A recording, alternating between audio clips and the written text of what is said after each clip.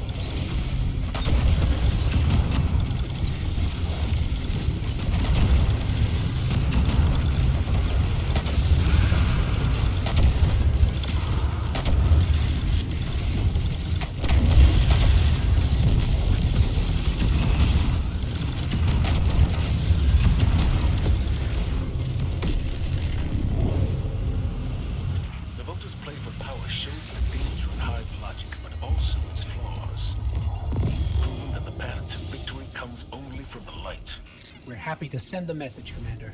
Hey, what's up? So today I'm going to be sharing an Arc Warlock build that I made, I don't know, like 2-3 days ago, and this thing is so much better than I expected it to be. But before we get into it, if you could leave a like and subscribe, that would really help me out. So whenever the Arc Warlock first dropped, I was super excited about it, ended up absolutely hating it. But I found some synergy, kind of leveled out the build a little bit, and I was able to blow through some GMs, so I'm going to share it with you guys. So for the super, I'm going to be running Chaos Reach. I very generally run Healing Rift. You can run Empowered if you want. Healing's just got a lot more utility in my opinion. I'm also running Ball Lightning, mostly just because having a projectile melee helps me out with my own playstyle. And I'm also running Pulse Grenades. You can run the Storm Grenades, but I feel like the Pulse Grenades are a little bit better for the Warlock just because they last a little bit longer and they're a little bit more predictable. So for the aspects, I'm running Arc Soul, which basically gives you like a little turret. And it also increases your Rift recharge speed whenever you're close to your allies. I'm also running Electrostatic Mine. So anytime you defeat a target with either your abilities or an enemy that's jolted or blinded, it's going to make an Ionic Trace. And anytime you grab one of those traces, it's going to make you amplified. So for the fragments, I'm running Discharge. So anytime you get arc weapon kills, it's got a chance to make an Ionic Trace. Resistance, just for that extra damage resistance. Shock, so anytime you hit something with your arc grenades, it's going to jolt them. And Magnitude to make these pulse grenades last a little bit longer. So I decided to go with the Fallen Sunstar. Initially I didn't think this thing was super great because I was having some issues with creating the Ionic Traces, but due to some mod interactions that's become quite a bit easier now. So anytime you create Ionic Traces, they're going to move faster and give you extra ability energy, plus whenever you collect them they're going to give your allies some energy as well.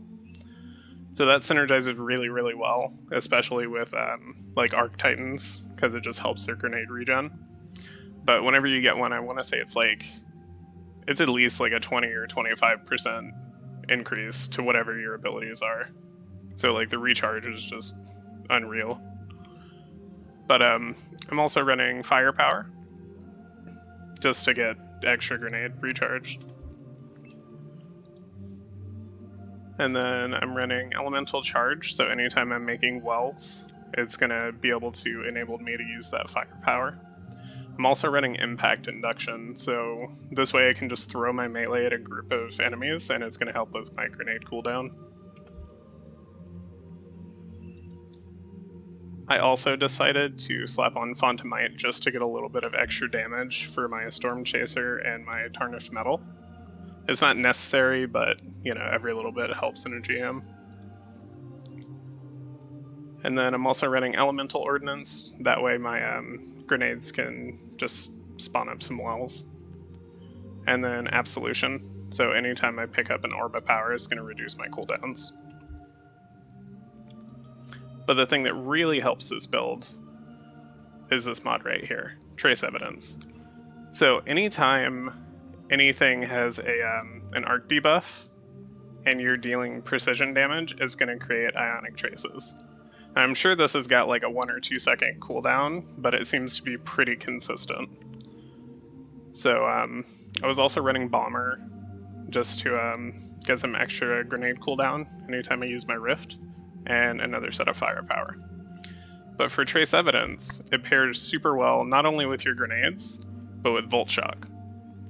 So basically anytime you proc Jolt on anything, you can proc Trace Evidence. And then whenever you proc that, you're proccing Fallen Sunstar. So it's just like constantly a feedback loop of Ionic Traces. So like even though my stats are subpar for these two, like I was getting grenades probably every like 10 or 12 seconds.